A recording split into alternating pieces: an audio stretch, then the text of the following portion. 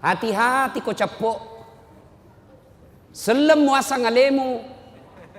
Islam dirimu, lahir Islam. KTP-mu Islam, tapi belum tentu kau mati dalam keadaan Islam. Ayat ini tiap Jumat dibacakan.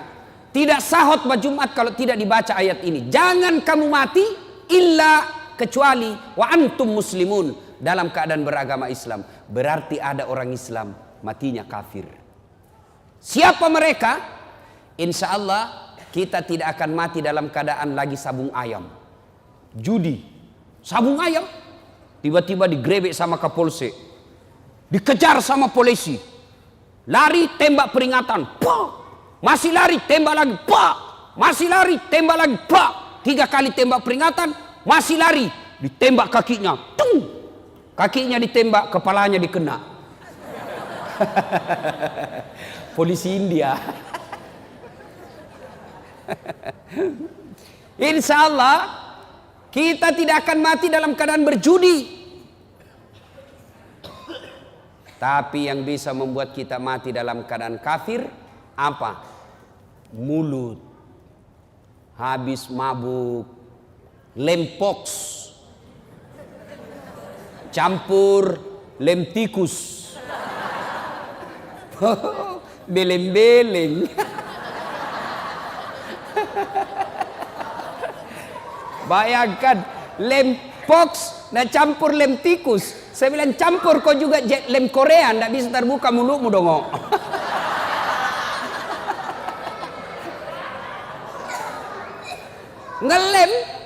Ngelem, mabuk. Oh pas mabuk pak, dia ambil motornya.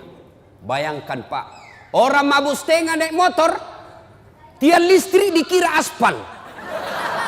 Pak, mati kafir kau cilaka. Coba, pas tabrakan dia tabrak listrik, pak, dia bangun. Siapa kasih pindah tiang listrik di sini? Bisa pintu tiang listrik dikasih pindah. Insya Allah kita tidak akan mati dalam keadaan berzina. Ada duda di sini? Ada duda di sini? Ada, dilarang menikah sama anaknya. Akhirnya dia pergi berzina. Umur 60 tahun. Makan obat kuat. Dia makan 2 biji. Pergi cewek usia 25 tahun. Overdosis. Serangan jantung. Puh! Mati di atas perut. Inna lillahi wa inna ilaihi. Ini matinya mati dalam keadaan kafir. Insya Allah kita tidak akan mati seperti itu. Tapi yang bisa membuat kita mati, makan barang haram. Contoh ya, jangan marah, contoh. Ada anak sekolah SMP, buru-buru pergi sekolah, diambil motornya, balap. Wah ternyata tidak pakai helm. Dia langgar rambu lalu lintas, dikejar sama polisi. Sehingga cabut, langsung ditarik kunci motornya. Kamu melanggar. Kenapa kau lihat rambu ini? Kau tidak lihat? Saya lihat. Kenapa kau langgar? Saya tidak lihat bapak.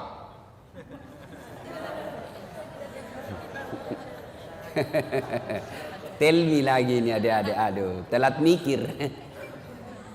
Nah ini 250.000 di sidang. Bahwa tidak ada uangku pak, atur damai. Nah 50.000. Mana ada uang saya 50.000 pak? Saya cuma punya uang 30.000. Ah sudah tidak ada uangnya, melanggar lagi. Jadi bagaimana? Nah sudah. Mari 20.000, kau ambillah 10.000 beli bensin. Dia ambillah 20.000, dia pergi warung Coto Makassar. Dia makan 2 mangkok Coto 28 ketupat. Kenapa? Ketupatnya gratis. Kekenyangan, keluar, tabrak geng motor, pak, mati kafir. Kenapa? Ada barang sogok dalam perutnya. Auzubillah min dzalik. Nah, itulah sebabnya tiap Jumat kita diikatkan wala tamutunna illa. Sadaqallahul azim. Maha benar Allah dengan segala firman-Nya. Ibu bapak, saudara-saudara sekalian, teristimewa yang kita muliakan, guru kita, ustadz kita, guru Hafiz, saya belum sempat kenalan namanya, Al-Mukarram Sayyid Muhammad, yang sama-sama kita muliakan dan mudah-mudahan dirahmati oleh Allah Subhanahu wa taala. Jangan bandingkan muka saya dengan Sayyid ya, pasti saya tenggelam. Jangan bandingkan hidungnya dengan hidung saya, kalah saya ya. Ibu bapak saudara-saudara sekalian, dalam Al-Quran ada 3 perintah Allah yang sifatnya serangkai. Adik-adik ada yang tahu? Saya ulang, dalam Al-Quran ada 3 perintah Allah, berapa? Serangkai. Artinya tidak diterima perintah yang satu apabila rangkaiannya tidak dilaksanakan. Dia harus dilakukan bersamaan. Ada yang tahu adik-adik? Saya kasih hadiah. Ada yang tahu? Perintah yang pertama, dengar baik-baik. Perintah serangkai yang pertama, atiullaha wa atiur rasul. Taatlah engkau kepada Allah dan taat kepada Rasulnya. Artinya taat kepada Allah, sholatnya baik, zakatnya baik, tapi mengkhianati Nabi, tidak mengakui Muhammad sebagai Nabi, maka taatnya kepada Allah ditolak. Sebaliknya, taat kepada Rasul, Senin Kamis lancar, tahajud tiap malam, tapi tidak bagus akidahnya kepada Allah, taatnya kepada Rasul ditolak. Yang kedua, perintah serangkai yang kedua, ada yang tahu? Ada yang tahu? Ayo saya kasih hadiah kalau ada yang tahu. Yang kedua, aqimis shalah wa atus zakat. Dirikan solat, tetongangi sempajange, pasui sekemu. Tahu artinya itu? Ini bahasa Paris, Pare-Pare dan sekitarnya.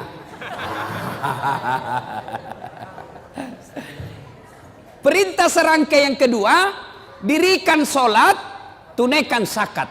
Artinya orang yang mendirikan solat tapi tidak membayar zakat padahal sudah mampu, maka solatnya akan ditolak. Sebaliknya, orang yang bayar zakat, zakat harta dia tunaikan, zakat fitrah dia bayar, tapi tidak solat, zakatnya akan sia-sia. Perintah serangkai yang ketiga, ada yang tahu? Ada yang tahu? Ada? Yang ketiga, anis kurli wali-wali laika. Bersyukurlah engkau kepada Allah, tapi jangan lupa bersyukur kepada kedua orang tuamu. Jadi perintah serangkai ada berapa, Dek? 3. Ada yang tahu? Ulang? Ada yang bisa ulang? Ada yang tahu? Coba angkat tangan yang bisa. Ayo, ayo. Ah, ini. Ayo ke sini. Sini. Ayo. Ya. Coba.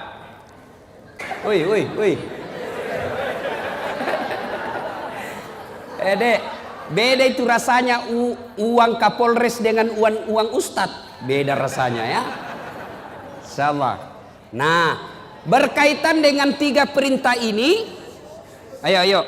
Berkaitan dengan 3 perintah ini, maka saya akan membahas yang ketiga.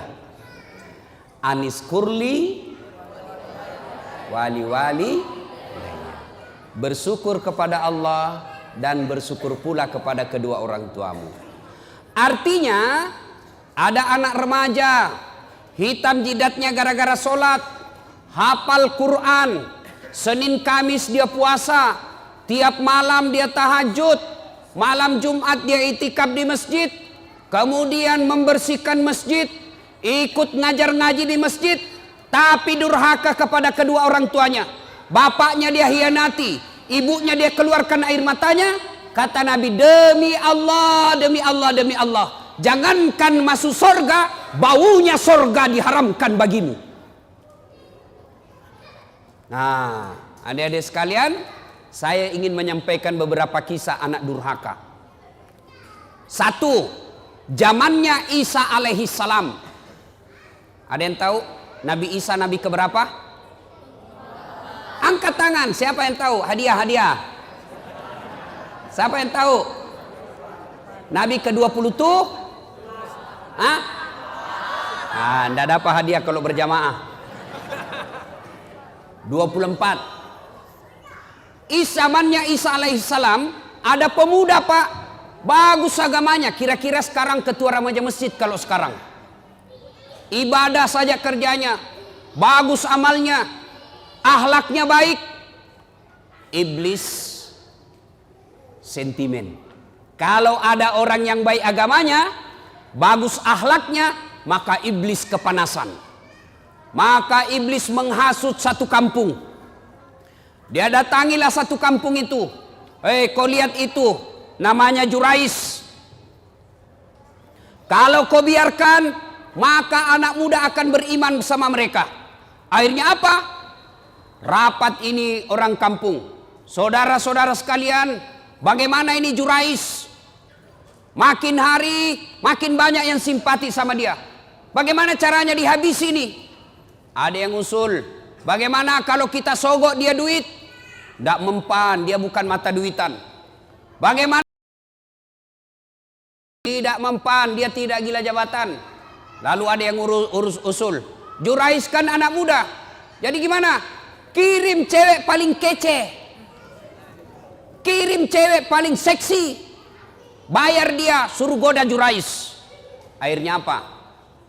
Jurais, apa dosanya Jurais sehingga dihukum Allah? Suatu ketika lagi sholat sunnah, Allahu Akbar, dipanggil sama ibunya, Jurais, Jurais sini kamu. Bingung Jurais, saya sholat atau jawab panggilannya ibuku. Dipanggil kedua kalinya ibunya, Jurais, sini kamu. Jurais tidak menjawab, bingung, saya lanjutkan atau saya sholat. Akhirnya apa? Dipanggil 3 kalinya, Jurais, sini kamu. Tidak menjawab. Ibunya pun tidak tahu kalau Jurais lagi sholat. Marah ibunya lalu bersumpah. Marah ibunya dan bersumpah, ya Allah, setengah mati aku hamilkan. Ibu-ibu masih ingat waktu hamil? Masih ingat? Bu, halo bu, masih ingat waktu hamil? Enak enggak? Oh, itu ibu-ibu hamil pak, enggak ada enaknya. Jalan setengah mati, duduk setengah mati, tidur sebelah kanan nyamping, sesak napas.